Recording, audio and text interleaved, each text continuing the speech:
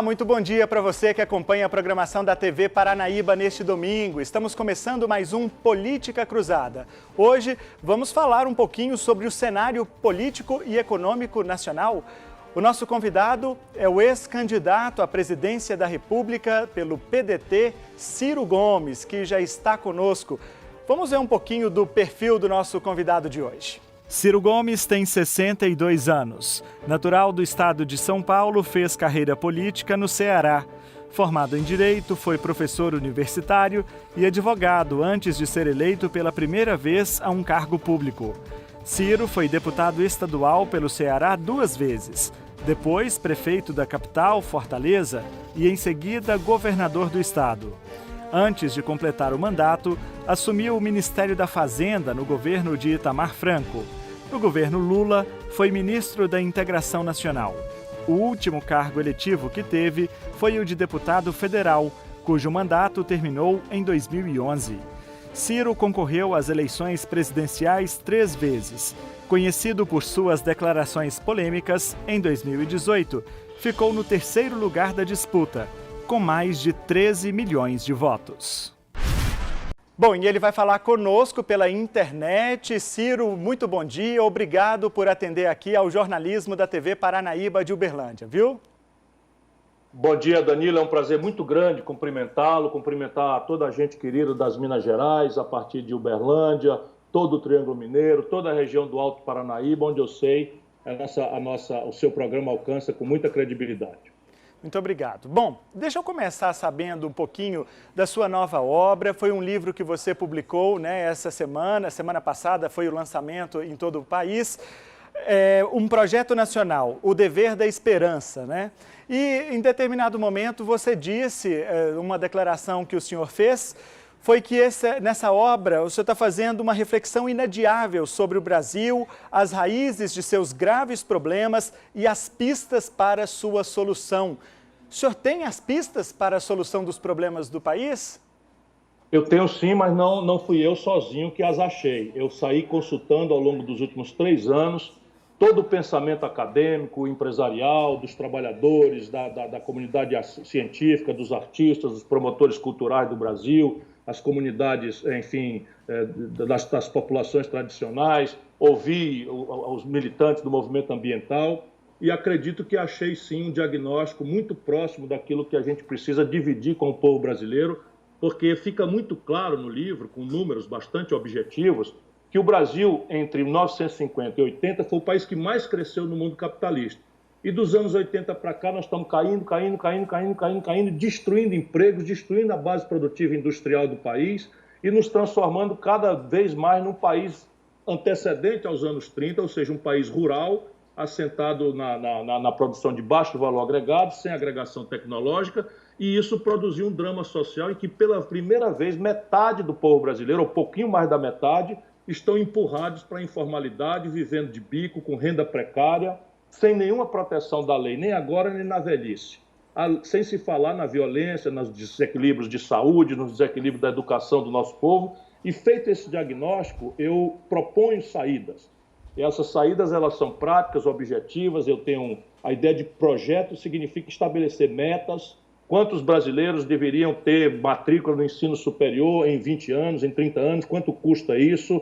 De onde viria o dinheiro? Quais são os conflitos políticos para a gente estabelecer essa nova equação do desenvolvimento brasileiro? E termino esperançoso, porque a base física do Brasil, a nossa riqueza territorial é extraordinária, minérios, petróleo, terras agricultáveis, água potável. A base humana brasileira também é extraordinária, nós temos proezas extraordinárias para recolher na nossa própria experiência nacional. Se dando oportunidade, o povo brasileiro é capaz de qualquer proeza e mostra que quem está falhando é a política. E se a gente preservar a democracia, a política pode mudar pela mão do nosso povo e não precisa demorar muito, não. Bom, o senhor já comentou aí várias coisas que vão nortear aqui a nossa entrevista, mas ainda só para a gente encerrar o assunto da obra e sem querer adiantar o conteúdo dela, o senhor pode falar para a gente, adiantar pelo menos uma dessas pistas que o senhor apresenta como sendo as soluções para os nossos problemas? Olha, nenhum país do mundo prosperou sem indústria. E em 80, quando a crise começou e se agravou agora mais recentemente, como nós estamos agora no pior momento da história econômica do Brasil, isso são números, o livro tem todo esse critério científico, eu procuro, né, me proteger desses ódios, paixões, dessas maluquices que estão transformando isso até em violência nas ruas do Brasil, enfim. E o livro localiza que em 1980 um terço da riqueza brasileira era industrial. O que é que significa isso? Significa os melhores empregos, os melhores salários, o maior volume de impostos e o comércio exterior mais enriquecedor. Hoje, a indústria brasileira caiu para 10% do PIB brasileiro. Ou seja, o Brasil é o país que mais destrói indústrias quando a gente precisa dramaticamente fortalecer essa indústria, como o mundo todo está procurando fazer. E eu explico essas causas e mostro como é que a gente pode reindustrializar o Brasil. Escolho 4 setores que são óbvios. Qualquer pessoa que lê, esse livro é destinado a todos do povo, mas especialmente eu quero dar ao jovem brasileiro uma ferramenta para ele entender o Brasil e se situar na luta do futuro. O Brasil, só para você ter uma ideia, meu caro Danilo, importa com dinheiro público 17 bilhões de dólares no complexo industrial da saúde. Ou seja, nós já estamos gastando dinheiro. Dinheiro que é pouco, dinheiro que falta para tudo, nós já estamos gastando dinheiro. Agora, nessa pandemia, o argumento do livro ficou dramático, porque o Brasil está tendo que importar máscara, equipamento de proteção individual, respiradores, monitores de UTI, equipamento de hospital, quando a gente podia perfeitamente estar produzindo isso aqui no Brasil, porque a tecnologia é relativamente simples e o Brasil tem capacidade de se coordenar. Então, aí você poupa 17 bilhões de dólares que vão lá para fora, pagar emprego lá e gera uma poupança aqui que vai financiar o emprego do brasileiro. Depois você tem o complexo industrial, nós estamos falando em Uberlândia e no Triângulo Mineiro, não é? Você tem o complexo industrial do agronegócio, que é inacreditável. Nós somos a agricultura e a pecuária mais competitiva do mundo e importamos do estrangeiro quase a metade daquilo que nós usamos para a agricultura mais competitiva do mundo. Tudo quanto é de fertilizante, tudo quanto é de defensivo agrícola, todos os implementos agrícolas, tudo. E o máximo de agregação de valor que a gente faz na produção, por exemplo, agrícola, é esmagamento de soja, já é entregue a multinacionais.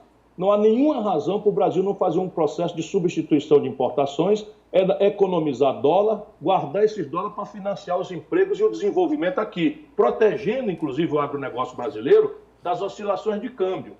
Quem está nos ouvindo sabe que quando o câmbio sobe, o preço do fertilizante sobe, o preço do defensivo agrícola sobe, e isso dá prejuízo, ou pelo menos tira a rentabilidade de uma parte importante do agronegócio brasileiro. Depois, me interrompa se você achar que eu estou falando muito. Não, pode ficar à vontade. O livro é esperançoso. O complexo industrial do petróleo, gás e bioenergia. Deixa eu lhe dizer ao povo de Minas e o povo brasileiro. O Brasil está com 1/3 da nossa capacidade de refino da Petrobras parado, as refinarias enferrujando, e estamos importando 300 milhões de barris de gasolina, óleo diesel, querosene de aviação do estrangeiro. 80% disso vindo dos Estados Unidos. Qual é o sentido da gente não ser um dos maiores polos mundiais de petroquímica, de novos materiais, de polímeros, para além de gasolina, etc., etc., que é o mais fácil, a gente já sabe fazer. Porque o dólar já está indo embora. Por que a gente não produz aqui, gerando emprego aqui? Depois o complexo industrial da defesa. O Brasil gasta bilhões de reais para equipar as Forças Armadas. Sabe o que aconteceu recentemente, meu caro Danilo? Uma licitação para fornecer os uniformes do Exército Brasileiro foi ganho por uma empresa da China. Veja o fundo do poço. O Brasil importar da China uniforme, que é uma coisa simples de fazer, qualquer cidadão ou cidadã pedalando um overlock, né, ou uma máquina de costura antiga, consegue costurar, mas por causa de falta de financiamento, de escala, porque não há projeto, o Brasil está importando. Eu não estou falando da farda porque é o fundo do poço, mas tudo quanto é de munição, de equipamento, de mísseis, de bateria antiaérea, tudo isso o Brasil está crescentemente importando do estrangeiro. Portanto, você tem esses 4 grandes complexos: saúde, agronegócio, petróleo, gás e bioenergia e defesa, são a pista por onde o Brasil pode se reindustrializar com o dinheiro já aí ouvindo a conversa.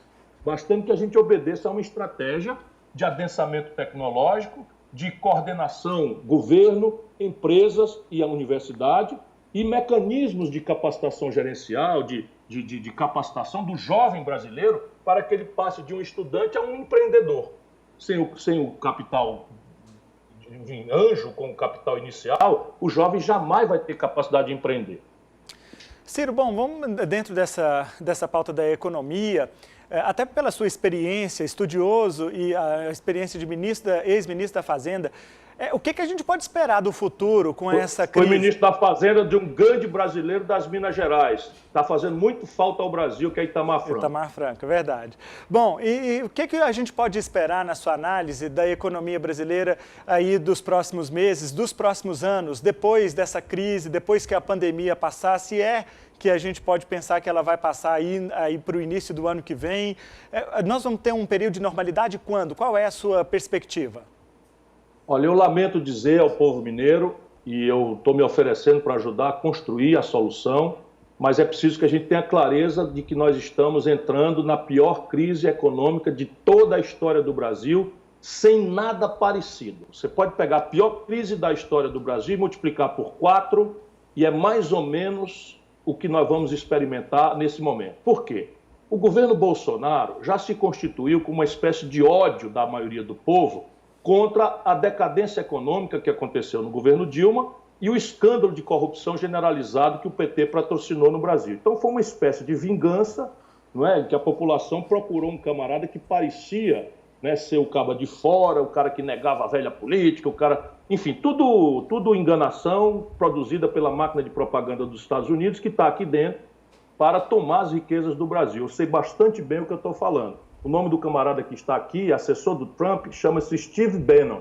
Ele é que orienta tudo isso. Mas é preciso que a gente tenha humildade para reconhecer que o Bolsonaro já pegou o tecido econômico brasileiro muito mal. Nós tínhamos aí 12 milhões de desempregados, 38 milhões e 300 mil brasileiros empurrados para a informalidade, a conta pública estava deficitária em 130 bilhões de reais e a infraestrutura do país decadente, enfim, 5 milhões e 500 mil pequenas empresas com nome no Serasa, na antessala da falência. Isso tudo é a trágica herança que o Bolsonaro recebeu do PT. Porém, ele não tem a menor ideia do que fazer com isso. E aí veio a tragédia da pandemia. Ele não tem a menor noção do que fazer. É uma coisa que me choca, a absoluta incapacidade de entender o que fazer com relação ao problema da saúde, que é um drama tremendo que está transformando o Brasil no epicentro mundial da pandemia, né, por números concretos de mortos, né? Nós só estamos atrás agora dos Estados Unidos, vamos chegar lá, lamentavelmente, pelas bobagens que ele está fazendo, e alguns governadores também, e na economia. Olha os números, no momento em que eu lhe falo. No primeiro trimestre desse ano, apenas março, estava começando a pandemia, o Brasil já tinha destruído 5 milhões de postos de trabalho. Em abril, 860 mil carteiras assinadas foram dadas baixa no Brasil. É a maior destruição de emprego formal de toda a história brasileira. Isso em março, em abril, na carteira assinada. Maio é que a coisa pegou. Aí eu já tenho o número da queda da indústria. Caiu 18,8% num mês de abril. O crédito, até agora, não chegou para a micro e pequena empresa. O dinheiro do BNDES, que foi disponibilizado, dinheiro público, os bancos estão retendo e especulando e emprestando para o próprio governo, enquanto a destruição da pequena empresa brasileira, da média empresa, da microempresa, dos microempreendedores individuais, é um desastre sem nenhum precedente. E a conta pública? Veja, o maior déficit da história, o maior buraco nas contas do Brasil, em todos os tempos, foi de 130 bilhões de reais. O Bolsonaro já está com um buraco de 670 bilhões de reais. Nós estamos nos aproximando de 1 trilhão de reais de buraco na conta em apenas um ano. Se nada for feito, essa tragédia é a tempestade perfeita que, infelizmente, vai se abater sobre as costas do povo brasileiro. Porque o desemprego, que estava ali em 12 milhões, caminha com essa velocidade para 20 milhões de brasileiros.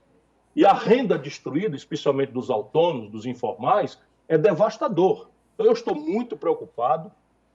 Me apressei de lançar o livro, porque o livro é uma tentativa de que a gente não saia dessa tragédia acreditando que violência é a solução.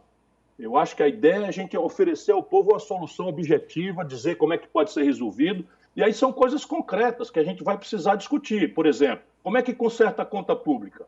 Tem duas escolas. Uma, arrochar o lombo do povo. por exemplo, é o caminho do Guedes. Não tem mais onde arrochar. Nós já estamos com o menor investimento da história do Brasil em matéria de recursos públicos, o menor da história do Brasil. Nós já estamos com a recessão que vai ser entre 6% e 11% a queda, por conta também da depressão do investimento público. Não tem como arrochar mais na Previdência. Achar que vai matar e esfolar o servidor público, se tirar todos os privilégios, começando pelos generais que receberam recentemente um aumento e que estão mandando no país, não dá um centavo do tamanho do problema brasileiro. Ou seja, nós vamos ter que aumentar imposto. E eles não falam sequer sobre isso, porque o povo brasileiro está cansado de imposto e tem toda a razão. Mas o que o povo não sabe é que o imposto que o povo paga é muito maior do que o que os ricos pagam. E isso está no livro. O imposto sobre lucros e dividendos, só o Brasil e a Estônia não cobram. Só o Brasil e a Estônia não cobram. Quando eu era ministro do Itamar, eu cobrava. Isso daí atinge menos de 1% do contribuinte brasileiro. Nesse momento, o Brasil está dispensando, sem critério de nada, sem contrapartida de emprego, nem nenhuma estratégia de desenvolvimento, 300 bilhões de reais de renúncia fiscal. Se a gente passar um pente fino nisso aí, a gente acha 70 bilhões de reais fácil, né? Tirando aí 25% desse negócio, a gente vai consertando a conta. De novo, é em cima dos grandões. O imposto sobre herança, as grandes heranças acima de 5 milhões de reais, nos Estados Unidos paga 29%, em Minas Gerais, com os funcionários atrasados, paga 4%. O imposto sobre o patrimônio, se a gente cobrar 0,5% dos patrimônios acima de 22 milhões de reais, a gente arrecada mais 70 bilhões. Portanto, por aqui você vê que dá para juntar 300 bilhões, que multiplicado por 10 dá 3 trilhões de reais, e isso é suficiente para a gente virar o jogo. O senhor falou em dois pontos importantíssimos e, ao mesmo tempo, perigosíssimos. O desemprego, que o senhor estimou aí na casa de 20 milhões de desempregados, né, no país. Em setembro. Isso, em setembro, né? E o senhor fala outra coisa também, o desemprego, que é gravíssimo, claro, o arroxo salarial, né, etc. e tal. Eu quero saber o seguinte, nós temos, com base na expectativa de futuro e também nas experiências do passado, o outro ponto que o senhor menciona é a questão da violência, né? Nós temos risco de saque, depredação ou coisas desse tipo no futuro que está por vir? Infelizmente temos sim. É um cenário muito pior do que aquela cena que nós vimos ali no fim do regime militar com o general Figueiredo. Havia um processo de inflação, que não é o caso nesse momento, mas pode vir a ser também no futuro próximo, porque a dívida pública está explodindo, e quando ela explode é que nem a agiota, ela diminui o prazo e aumenta o preço do dinheiro, que é o juro. Então ela vai virando quase uma quase-moeda, que é a iminência de inflação. Isso não é para agora, mas ali, para mais na frente, para a virada de 21, já tem aí uma inflação represada, porque quando você desvaloriza o real, o cara que compra trigo para fazer pão na padaria de Uberlândia, aumentou o custo dele. Se ele não repassar, ele tem prejuízo e quebra. E se da frente do balcão está um freguês que perdeu o emprego e não tem condições de pagar, ele também não tem como repassar o preço, então ele quebra. Então é um processo de estagnação econômica com ameaça inflacionária, que é um cenário parecido ali com o tempo do Figueiredo, piorado. E o Brasil teve saques nessa época. Por quê? Porque o primeiro conselheiro trágico da fome é o cidadão sair de casa para trazer a comida para o filho do jeito que der. É evidente que nós precisamos lutar, né, quem os prefeitos, os empresários que têm consciência, todo mundo tem que ajudar para que a população não precise ir ao desespero para dar de comer aos filhos. Então, aqui no Ceará, por exemplo, toda a comunidade escolar da rede pública, municipal, de Fortaleza e do interior e estadual, estão recebendo a cesta básica em casa como substituição da merenda escolar, porque os alunos estão parados. Então, é um esforço que você está fazendo para proteger, pelo menos, o lado dos mais pobres do desespero da fome. Bom, e ainda, para a gente fechar a questão da economia... Deixa eu só pontuar, Danilo. E no meio disso, nós temos um presidente apostando na confrontação.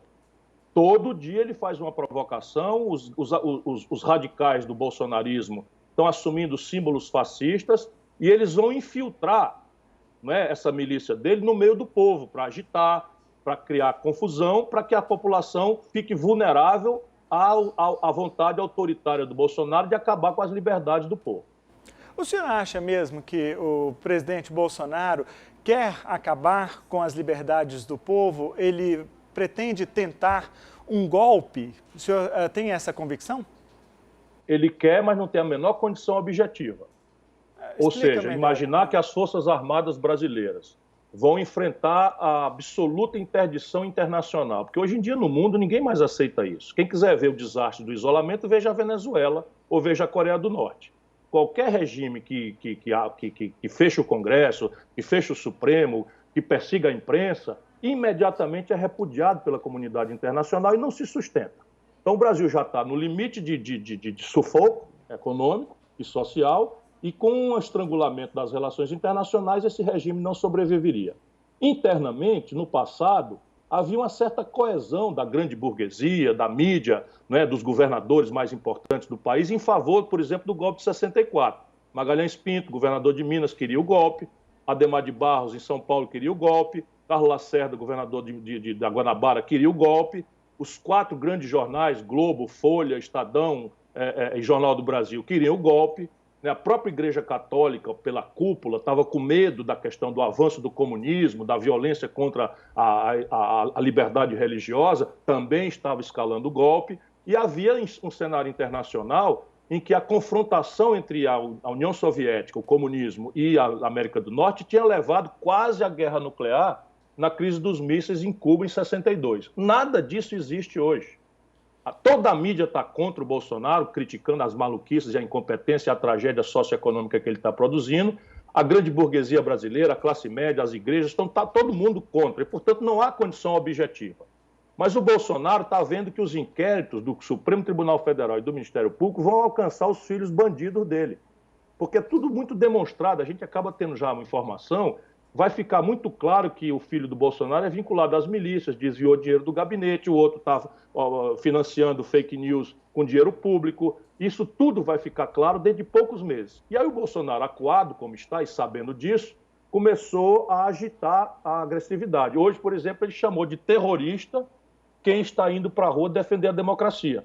Mas os amigos radicalizados dele podem ir para a frente do Supremo Tribunal Federal vestido de nazista, com tocha na mão, e isso ele acha que é muito bom. Mas, enfim, ele vai tentar, com ele tem uma milícia, nós aqui no Ceará já tivemos que enfrentar essa milícia, é parte de gente da Polícia Militar, parte da Polícia Civil, tem um ou outro menos, mas tem também dentro da Polícia Federal, e um ou outro paisano ou metido a violento, e isso ele vai tentar, infelizmente, nós temos que advertir o povo para ter cuidado, porque ele quer produzir um cadáver. O senhor acha que esse desejo do presidente Bolsonaro, pelo menos o desejo, vamos dizer assim, de dar um golpe, ele está alicerçado ali ao seu entorno? Ele se envolvido com os ministros generais, e são vários? Sim. O senhor acredita que é por causa disso ou é algo também que vem pessoal dele? Olha, o Bolsonaro é um personagem que eu conheço de longa data. Eu era governador do Ceará em 93, ele propôs fechar o Congresso e implantar uma ditadura. E eu, governador do Ceará, dei uma entrevista dizendo que ele devia ser caçado e preso. E a gente vai alisando, vai passando, daí virou, o ovinho da serpente virou essa tragédia, que não é uma tragédia, né, de problema político, é um problema de saúde pública, de genocídio, é um problema de desastre econômico, de incompetência. Eu vou te dizer, Danilo, você não vai acreditar, mas você pode pesquisar aí o seu telespectador. Nesse momento, o Bolsonaro está autorizado a aplicar 11 bilhões e 300 milhões na pandemia. Comprando respirador, credenciando leite de hospital, abrindo hospital de campanha, criando uma estrutura, enfim, para financiar as questões da saúde. Ele aplicou até agora 2 bilhões e 700. Eles não são capazes. Ele nomeou um general de intendência e 20 militares para o Ministério da Saúde sem nenhuma experiência em saúde pública. Nenhuma. Porque o Exército ainda tem um hospital, um laboratório, podia ter vindo um de lá, mas nenhum dos 20, eu costumo ser muito responsável, tem qualquer experiência em saúde pública no meio da maior pandemia, da maior crise de saúde pública da história do Brasil. Então é irresponsável, incompetente, absolutamente despreparado. Agora, ele não está só.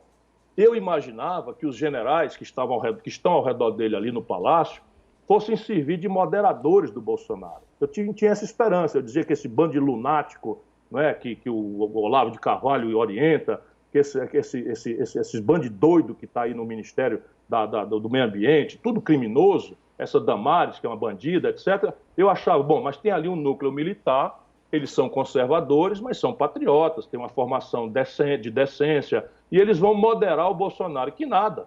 O Bolsonaro está bolsonarizando os generais. Está transformando esses generais de pessoas respeitáveis em politiqueiros absolutamente sem honra, mentindo sob juramento para o Supremo Tribunal Federal para cobertar bandido, o que é uma vergonha completa para as Forças Armadas. Então o senhor acredita que as Forças Armadas estão sendo usadas pelo presidente da República? Ele tenta, quando tem uma manifestação, ele pega o ministro da Defesa, bota dentro do helicóptero com uma câmera e vai circular em cima daqueles fanáticos que estão com faixa pedindo intervenção militar, a volta do AI-5, o fechamento do Supremo, o fechamento do Congresso, a censura à imprensa, o sinal que o Bolsonaro está mandando, que é um sinal muito constrangedor para as Forças Armadas, é de que elas estão com ele nessa aventura golpista, mas ele está blefando. As Forças Armadas brasileiras não cometerão esse desatino contra a Constituição e, se cometessem, só para argumentar, evidentemente não seria para segurar o Bolsonaro, que é um boçal metido com a família de bandidos, um incompetente, e eles iriam, evidentemente, se fizessem um golpe, botar um general minimamente respeitável e que tentaria estabelecer algum diálogo com as forças do país e com a comunidade internacional. E em nenhuma circunstância é o Bolsonaro esse homem. Como é que o senhor avalia que vai terminar, ou pelo menos degringolar, essa crise institucional que vem sendo inflamada pelo presidente da República contra o Supremo, o Congresso, etc. e tal? Congresso agora até menos, né, diante dessas articulações que ele tem feito, sobretudo com os partidos do Centrão. Mas, enfim, a crise institucional que se instalou no país vai terminar como? Olha, a democracia só tem uma ferramenta para punir um presidente que comete crimes de responsabilidade. E é isso de que se trata. O Bolsonaro, ao atentar contra o regular funcionamento dos poderes da República, comete um crime de responsabilidade tipificado na lei. O Bolsonaro, quando expõe a população à pandemia e à irresponsabilidade e ao genocídio, às mortes, às dezenas de milhares de pessoas, também comete crime de responsabilidade. Quando ele avança para cooptar, para aparelhar a Polícia Federal, para aparelhar a Procuradoria-Geral da República, a Controladoria da União, os órgãos de controle, ele também comete um crime de responsabilidade. E quando ele, eventualmente, faz a apologia, né, da ditadura, ele também comete crime de responsabilidade. Portanto, tem um remédio na Constituição, que é o impeachment. Sob o ponto de vista jurídico, ele é culpado. Agora, hoje, a questão política é que não há ambiente para o impeachment. Por quê? Porque embaixo, aqui entre nós, do povo, 30% do povo do Sul apoia o Bolsonaro. 27% do povo do Sudeste apoia o Bolsonaro ainda. Está caindo rapidamente. Para quem tirou 70%, já tem metade, ou menos da metade do que tinha, mas ainda tem. Né? E isso, então, dá ambiente para que os políticos ainda tirar lá o sangue do Bolsonaro, obrigá-lo a rasgar tudo que prometeu de nova política e negociar, não é com o centro político, ele está negociando com a ala bandida do Congresso. O Roberto Jefferson foi condenado no Mensalão, tinha os Correios no governo do Lula. O Valdemar Costa Neto foi condenado, é bandido condenado. Eu não estou fazendo calúnia com ninguém, foi condenado e roubava no DENIT do governo Lula. E o Bolsonaro, que esculhambou o governo Lula, que se ofereceu como chibata moral para corrigir, que levou o Moro, etc., o homem da Lava Jato, trouxe os caras da Lava Jato para dentro do governo. Então, essa contradição, não é, ainda permite a gente imaginar que o Bolsonaro não será impedido. Mas ali, volto a lhe dizer, por agosto, setembro, a base social, não é, que vai estar chocada com o colapso econômico, que vai estar chocada com as dezenas de milhares de mortos, vai criar um ambiente em que os políticos do Centrão, que estavam com a Dilma, isso é que o Bolsonaro não tem vivência nenhuma, os políticos estavam com a Dilma, todos eles estavam com a Dilma, menos o Roberto Jefferson, que tinha brigado, os outros todos, o PP estava com a Dilma, o PL do Valdemar Costa Neto estava com a Dilma, o PT Dilma, e na hora que o povo, né, repudiou o governo da Dilma, eles ficaram tudo contra e votaram tudo a favor do impeachment. Então, o senhor acha que a questão fundamental, o que falta ainda, vamos dizer assim, é a questão da base popular que o presidente ainda tem. Sim. Mas o que precisa acontecer ou pode acontecer? O senhor falou que ela já vem já vem diminuindo, para que ela diminua ainda mais. Tem que acontecer duas coisas, uma trágica e a outra demanda nossa responsabilidade como operadores da política. A trágica, infelizmente, é que o Brasil vai caminhar aceleradamente para 80 mil mortos e para 20 milhões de desempregados. Isso é uma tragédia que a gente não precisava fazer o nosso povo passar para que a gente tivesse clareza de que o Bolsonaro não está à altura da presidência da República. Isso é a tragédia. E a responsabilidade é nós, todos os democratas do Brasil, pouco importa se de esquerda, do centro, da direita, não interessa, todos nós temos que estimular um esforço humilde de convencimento da nossa população de que nós precisamos achar um caminho para proteger o Brasil desse desastre e proteger as franquias democráticas que nos custaram muito caro, né, depois de anos de ditadura e de desastre econômico e social, reconquistar. E a esse trabalho, a ambos os trabalhos, eu estou dedicado. Tentar atenuar a tragédia econômica, sugerindo, propondo, como o meu livro faz, e, ao mesmo tempo, me dispondo a abraçar todo e qualquer adversário meu, desde que o assunto seja proteger o Brasil dessa tragédia, do desastre que nós estamos sofrendo. Pois é, a gente estava comentando sobre a questão da aproximação do presidente Bolsonaro com esses partidos do Centrão, que ele sempre criticou, mas a gente não pode negar também que foi uma mudança de rumos, que ele mesmo viu a água subindo no pescoço e, para evitar um mal maior, já tentou rever isso daí. Nessa semana, a gente viu também uma mudança no comportamento do governo, tentando uma aproximação com o Supremo Tribunal Federal, por menor que seja, porque ele sabe que lá também o risco é iminente, diante desses inquéritos que o senhor mesmo mencionou, que envolve os filhos do presidente.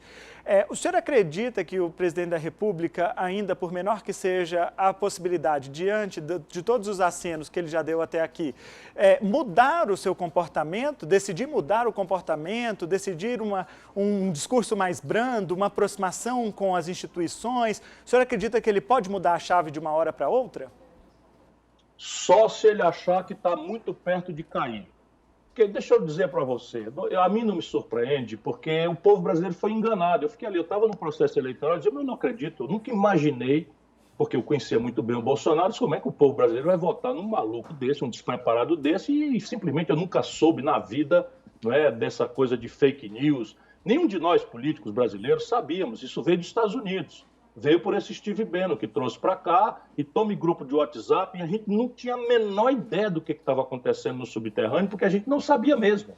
Não é? Eu sou ligado, eu tinha aí toda modernidade tecnológica, desde que começa eu estou ligado, eu tinha computador ainda quando você operava em ambiente DOS, eu tinha Napster, eu tinha Mirk, que são coisas que nem você que é tão jovem sabe, mas eu nunca imaginei, ligado como eu sou, e a média dos políticos nem é, em tecnologia, da força que adquiriu esse negócio de rede social, de fake news, de grupo WhatsApp, de Telegram, enfim. E o Bolsonaro, por conta dessa coisa, também não sabia, mas vieram os americanos, esse Steve Bannon, com muito dinheiro de fora, para comprar a presidência da República e meteram isso na realidade brasileira.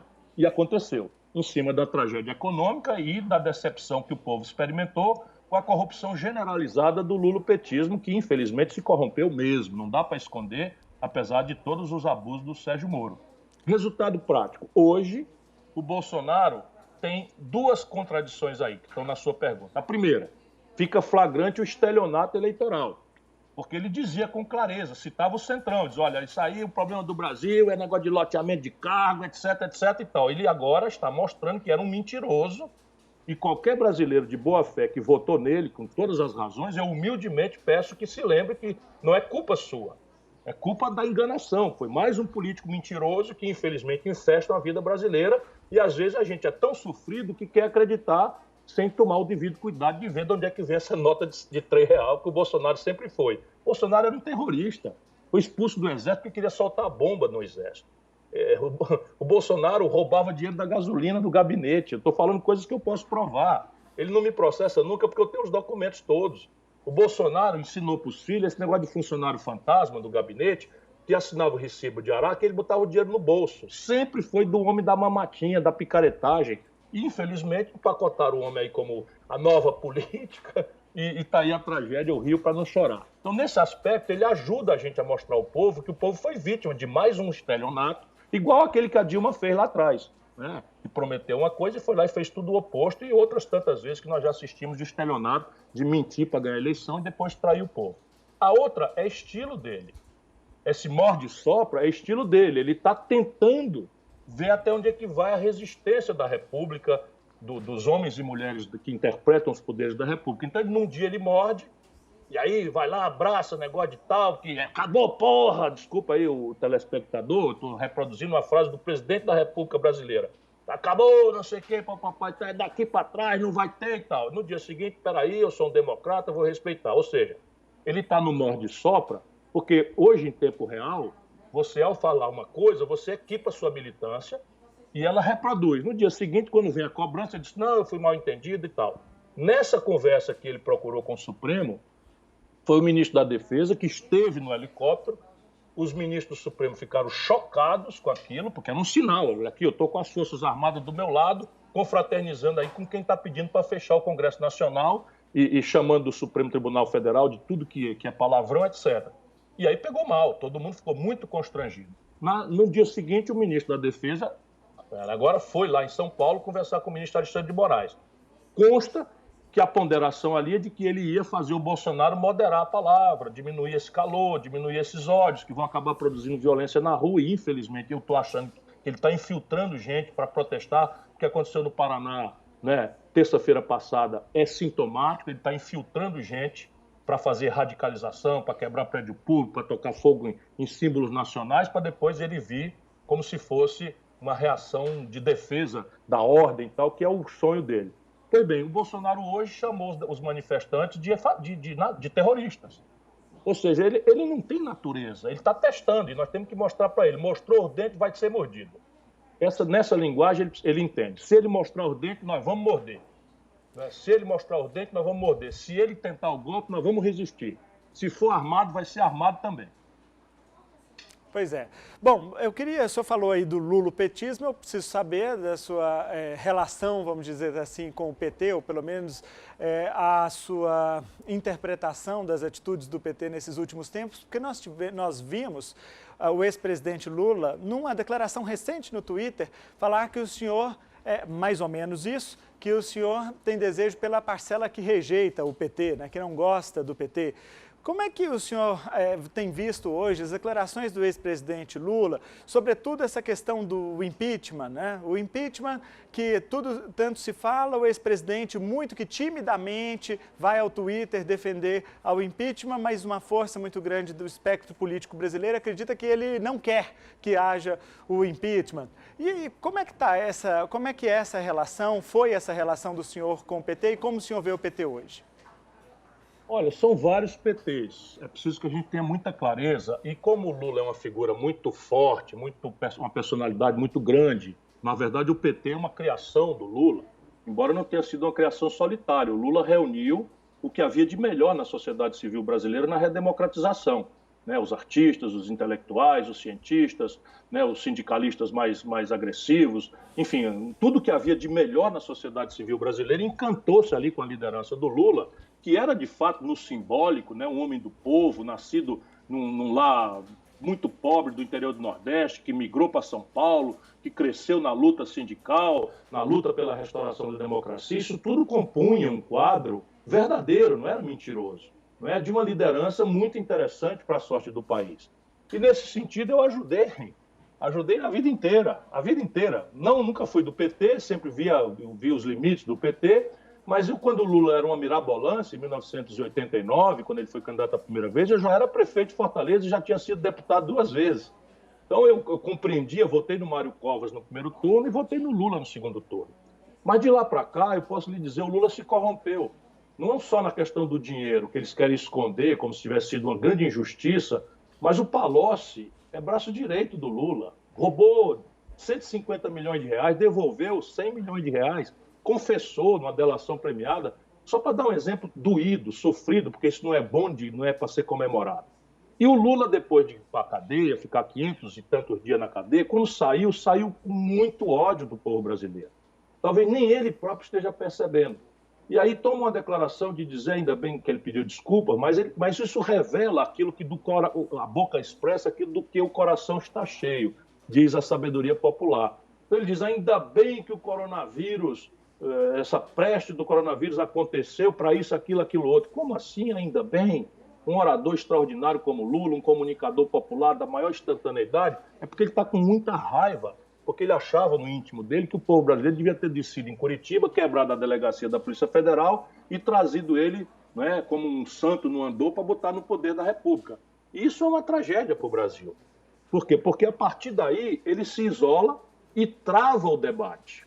Porque uma coisa é a gente unir todo mundo para defender a democracia. O MBL não tem nada a ver comigo, mas está contra contra o golpe e a favor do impeachment. Então, eu tenho uma tarefa para cumprir ao lado. O Fernando Henrique Cardoso, de quem eu sou crítico de longa data, está pelo impeachment, está pela democracia.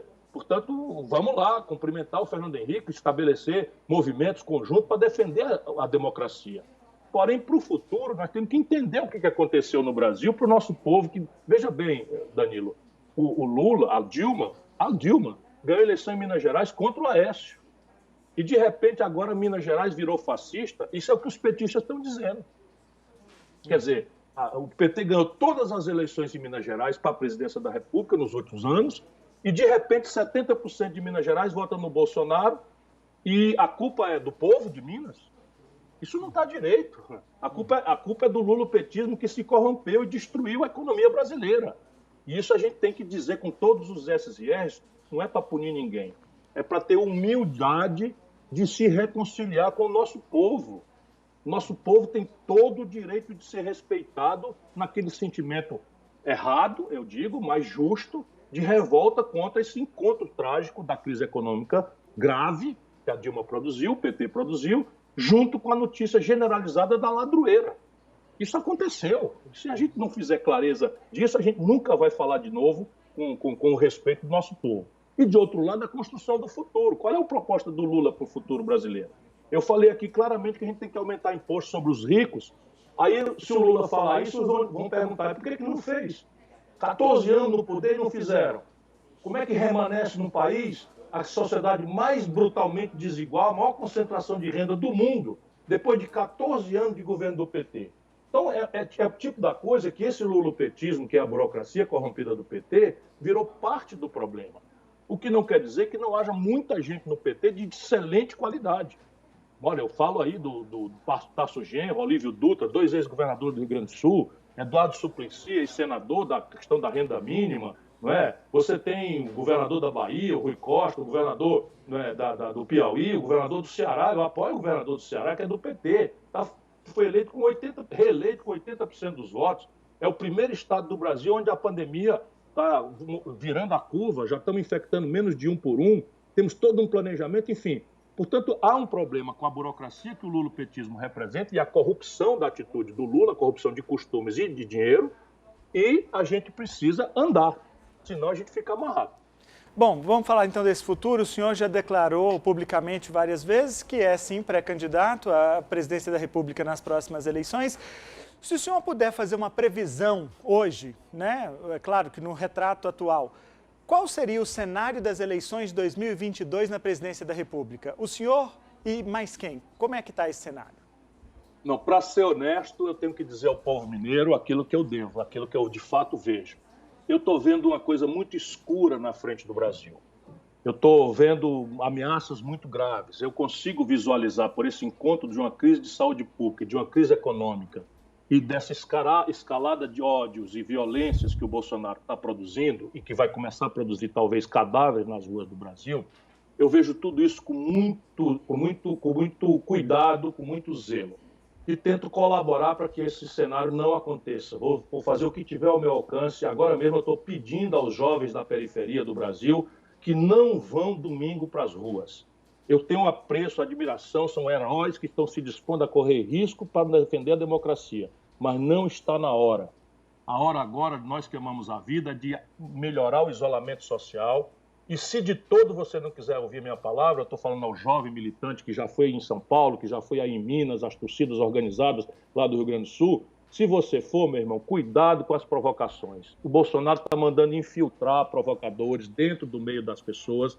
Ele está dando a senha da violência, ele está doido para ver gente morrer na rua, para ele justificar esse surto autoritário de chamar o povo brasileiro de terrorista e de deixar, não é, os seus malucos nazifascistas avançarem sozinhos contra a democracia e as liberdades do povo.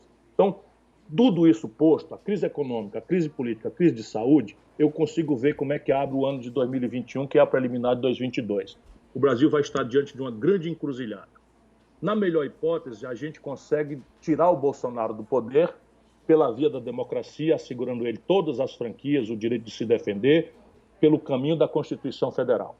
E, nesse caso, a direita brasileira vai procurar quem é que vai interpretar essa agenda antipovo, antinacional, e pró-banqueiro que o Bolsonaro representa.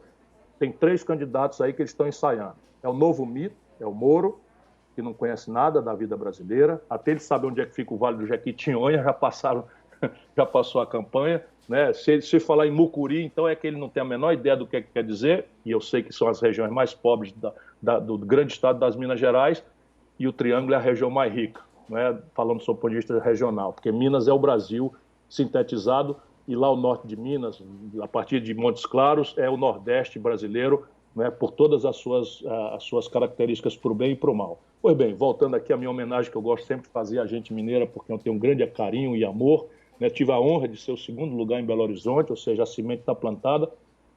A encruzilhada é essa, vai vir o Moro, não sei se vem os 3, a direitona brasileira, esse mundo dos barões, esses antipovo, antinacional, etc., privatizantes e tal, vão tentar o Moro, no mito do combate à corrupção, vão tentar o Dória, que é o novo político, o gestor, etc., e vão tentar um animador de auditório, aí o Luciano Huck, na ideia de, não, vamos botar coisa nova, tem que mudar tudo e tal, que nem essa patuscada que produziram aí ao redor do Zema, pelo menos na minha opinião, de novo, não tem rigorosamente nada. Mas essa é a tentativa. E do nosso lado, uma grande perplexidade em relação a que papel, né, o povo brasileiro vai dar ao projeto que nós vamos propor.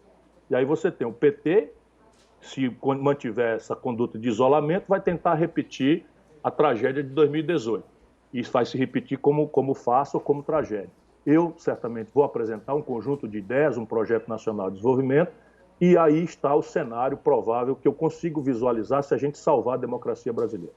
Bom, antes disso nós temos as eleições municipais e o PDT, o partido do senhor, tem se organizado já para enfrentar essas eleições. Aqui pese a gente não sabe como que vai acontecer, se vai acontecer esse ano ainda, se vai ser mais para o final do ano. Aqui em Uberlândia o PDT também se organiza, já tem um pré-candidato à prefeitura de Uberlândia, que é o vereador Adriano Zago. Como é que vocês estão fazendo, o partido está fazendo para organizar essas eleições municipais e como que o senhor vê esse adiamento do processo eleitoral por conta da pandemia? O Adriano Zago é um grande companheiro que representa o nosso projeto, representa a nossa ideia, vai oferecer ao povo querido de Uberlândia uma alternativa. E se ele puder, eu quero ir aí, né, assim que puder passar a pandemia, levar uns panfletos e balançar uma bandeira aí na esquina para agitar por ele. Mas veja, nós estamos negociando isso. É importante preservar as eleições. Então, não há nenhum ambiente para o Brasil prorrogar mandatos, isso não vai acontecer, nós estamos já mastigando a solução e está muito perto da gente chegar e que vai ser basicamente o seguinte, não digo que já é o que está acontecendo, mas é a proposta que está quase pronta para a gente oferecer uma emenda à Constituição. Nós vamos fazer as eleições, o primeiro turno em novembro e o segundo turno em dezembro.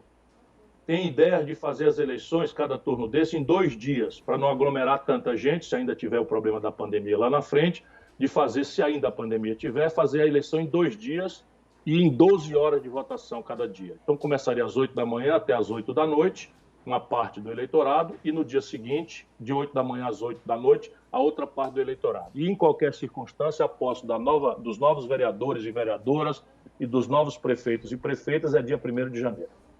Então, o tempo de transição seria curtíssimo, só o mês de dezembro fazer uma transição de governo. Você não acha apertado para fazer uma transição, não?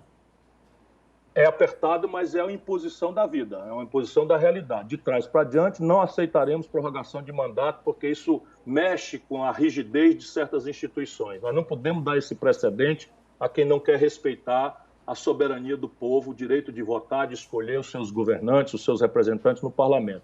Portanto, se a gente fizer o primeiro turno de 15 de novembro e o segundo turno 15 de dezembro, um bom candidato já fará uma campanha estudando os problemas do seu município e estará a transição de 15 dias bastante razoável para que ele possa assumir.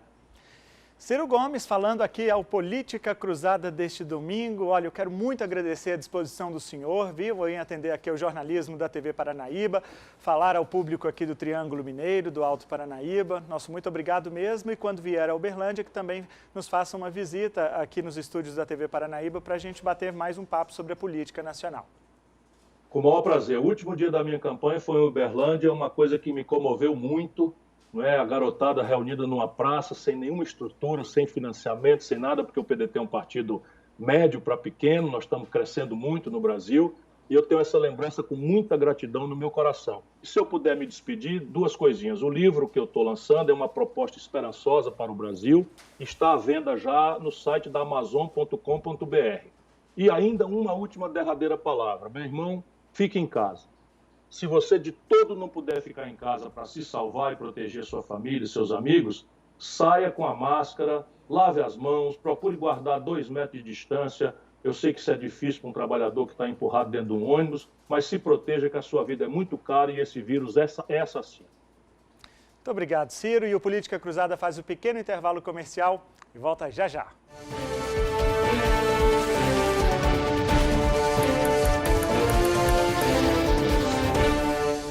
Estamos de volta. Olha, o Departamento de Edificações e Estradas de Rodagem de Minas Gerais, o DER, abriu licitação para contratar uma empresa para concluir as obras do Anel Viário Sul. Será construída uma ponte sobre o rio Berabinha, o contorno e a adequação da pista da MGC 455. O investimento é previsto em 15 milhões de reais. A primeira vez que os serviços foram interrompidos foi no fim dos anos 90. Em 2013, foram recomeçados e paralisados novamente no ano seguinte. Em 2015, as máquinas voltaram ao trecho e sumiram de novo em setembro de 2017. Agora, a licitação está aberta e as propostas serão entregues até o dia 22 deste mês. A abertura dos envelopes será no dia 23, pela manhã. O acesso às obras e a retomada dos serviços precisam passar por 8 chácaras no entorno, que têm que ser desapropriadas. A Prefeitura está fazendo a negociação, mas disse que vai aguardar o DER apresentar o contrato da empresa vencedora da licitação para dar andamento às desapropriações. Nós convidamos o deputado estadual Luiz Humberto Carneiro, do PSDB, para vir aqui ao Política Cruzada falar sobre essa licitação. A assessoria dele chegou a confirmar a presença, mas mais tarde desmarcou, dizendo que o deputado teve um imprevisto. Nós também convidamos um representante do DER, mas a assessoria informou que, por enquanto, o departamento ainda não iria falar sobre o assunto, pois o dinheiro para executar a obra ainda não saiu e depende de um financiamento público. Bom, o Política Cruzada de hoje termina aqui. Para você, um bom domingo, excelente semana e até semana que vem.